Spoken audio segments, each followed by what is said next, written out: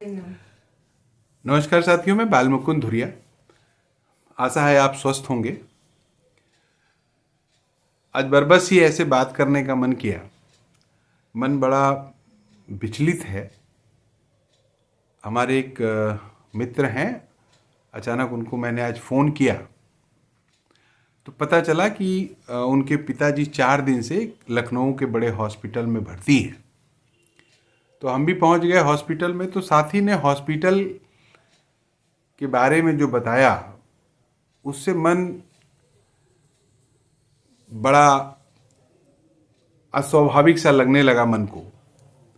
और ख़ास करके मैं लखनऊ के साथियों से कहना चाहता हूँ, लखनऊ से जो लोग सुन रहे हैं वो ज़रा इस पे ज़्यादा ध्यान दें। हमारे मित्र जो हैं वो मेडिकल के अच्छे जानकार हैं, और चूँकि घर में ओल्ड एज फादर हैं तो इलाज लगातार कराते रह रहे हैं, तो अच्छी जानकारी है उनको।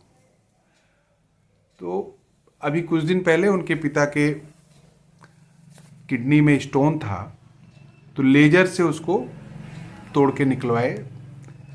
पिताजी स्वस्थ थे, लेकिन अचानक 1 हफ्ते से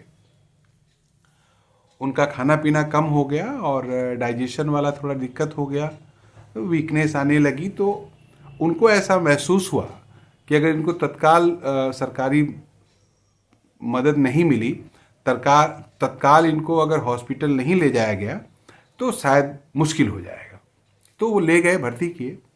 प्राइवेट हॉस्पिटल था, तो जहाँ पर पहले बार डॉक्टर साहब के पास ले गए, मित्र बताने लगे, तो ओपीडी में कई डॉक्टर्स अलग अलग बैठते हैं। तो ये पहले ले गए कि दिखाए पेट वाले डॉक्टर को, तो उन्होंने कहा खाना वाना नहीं खा पा रहे हैं, तो इनका ये जांच करा लीजिए।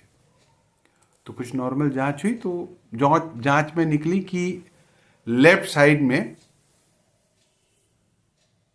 पहले कभी स्टोन था, अभी राइट साइड में स्टोन हो गया है।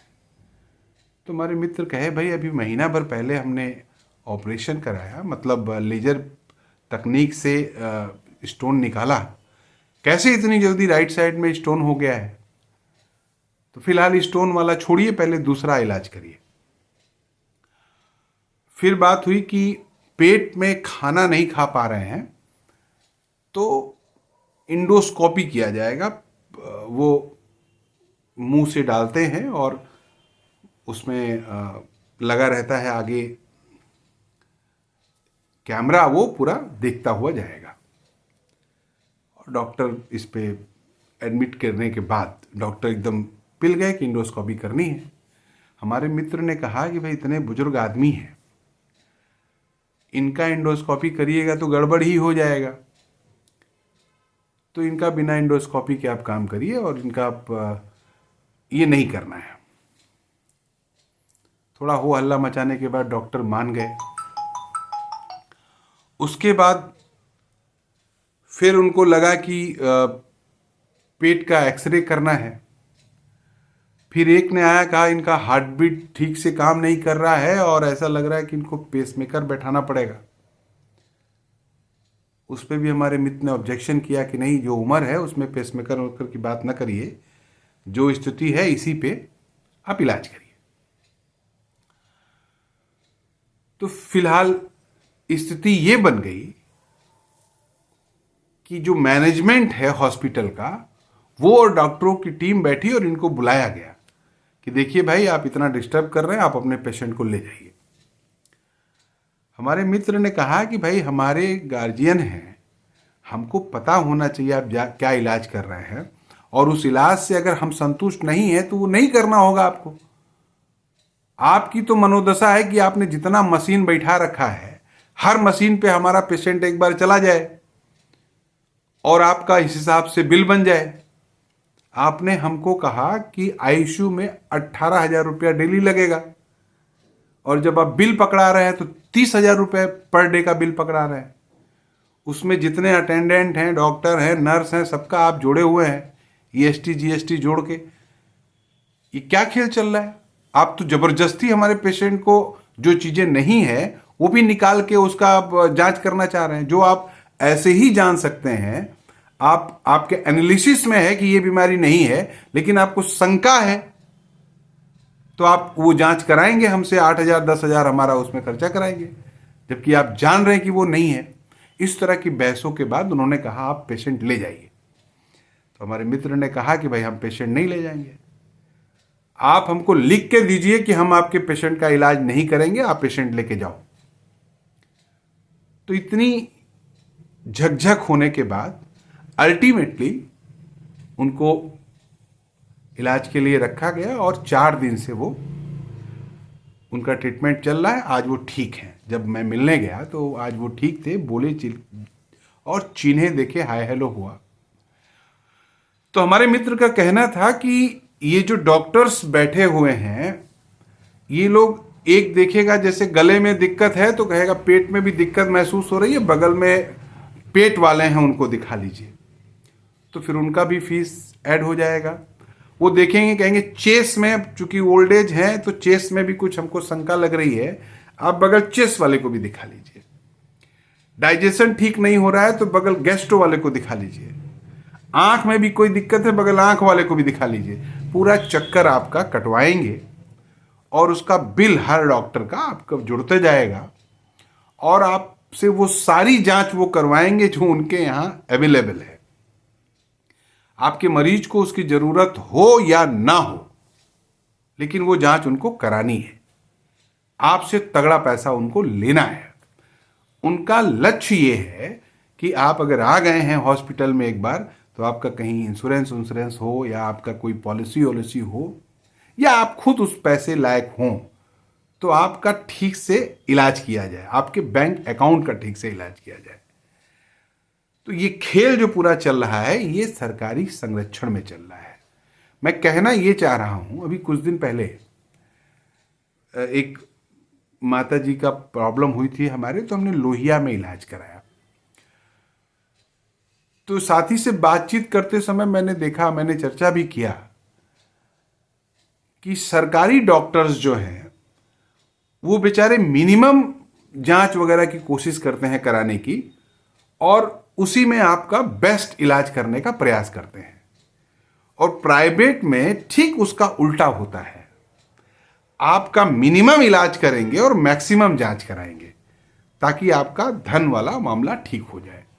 और तब गवर्नमेंट अगर ये चाह रही है कि सरकारी हॉस्पिटल बंद हो जाए और प्राइवेट हॉस्पिटल चले केवल, तो आप सोचिए सरकार किसके तरफ खड़ी है। और खास करके लखनऊ के सीनियर सिटीजन्स के लिए मैं कहना चाह रहा हूँ, उन साथियों के लिए जिनके यहाँ ना ऐसा प्रकृति करे कि उनके घर में कोई बीमार हो, लेकिन ये नेचर का नियम है बीमार और स्वस्थ होना। तो प्राइवेट हॉस्पिटल में आप अगर जाएं तो खुद इतना जानकारी अपने पास जरूर रखें कि आपके पेशेंट को बीमारी क्या है, आप इलाज क्या करवाने गए हैं। पता चला आप किडनी का इलाज कराने गए हैं, वो फेफड़े का इलाज करने लगे। उनको केवल पैसे से मतलब है, इसलिए वो आपके शरीर में 10 बीमारी और बता दें तो कोई ताज्जुब नहीं है। और आप चौतरफा लूटेंगे और उसके बाद जब आपका पेशेंट रिलीज होने की स्थिति में होगा तो शायद आपके पास उसको घर ले आने तक का भी पैसा न बचे, या ऐसा कभी ना हो सकता है कि आपका धन भी जाए और पेशेंट भी वापस ना लौट पाए। ये स्थिति बन गई है। तमाम अच्छे डॉक्टर भी हैं, तमाम अच्छे हॉस्पिटल भी होंगे, लेकिन अक्सरियत में मैं देख रहा हूं ज्यादातर इसी तरह के हैं। तो इस पे थोड़ा अलर्ट रहिए, और तब ज्यादा अलर्ट रहने की जरूरत है कि जब सरकारें चाह रही हैं कि ऐसा हो, आप सरकारी से भागें और प्राइवेट में जाके इलाज कराएं। ये जो आयुष्मान कार्ड योजना है, इसको सरकार कंपल्सन क्यों नहीं कर देती है कि कोई गरीब आदमी अगर बता दे हम गरीब हैं तो सरकारी में उसको और सारी सहूलियत मिले। प्राइवेट से ज्यादा पैसा सरकारी में कभी नहीं लगता है, तो सरकारी में सुविधाएं कैसे बढ़ जाए, या इस तरह की प्राइवेट हॉस्पिटल्स में गवर्नमेंट का हस्तक्षेप हो कि वो इस तरह से लूट ना पाए।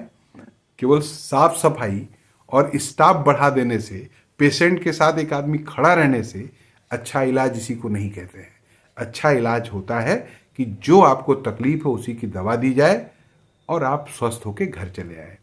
ये काम नहीं हो रहा है और हॉस्पिटल्स के नाम पे आपकी जीवन भर की कमाई को लूटा जा रहा है और आपके प्रियजन को मौत के गाल में ढकेला जा रहा है।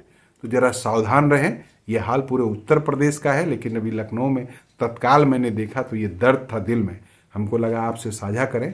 उन साथी को भी बहुत बहुत धन्यवाद कि उन्होंने अपने लिए, अपने परिवार के लिए लड़ा और लड़ के इस स्थिति को हासिल किया कि उनका सही से इलाज हो रहा है। लेकिन हम जानते हैं कि उनकी तरह सब नहीं लड़ पाएंगे। हम जानते हैं कि आप उनकी तरह नहीं लड़ पाएंगे, ना आप उतना जानकार हैं मेडिसिन के बारे में। तो थोड़ा अलर्ट रहें, क्योंकि इस तरह के लोग लगे हैं जो मौके की तलाश में हैं। और वहाँ तो कहते हैं कि आपदा में भी अवसर ढूंढो।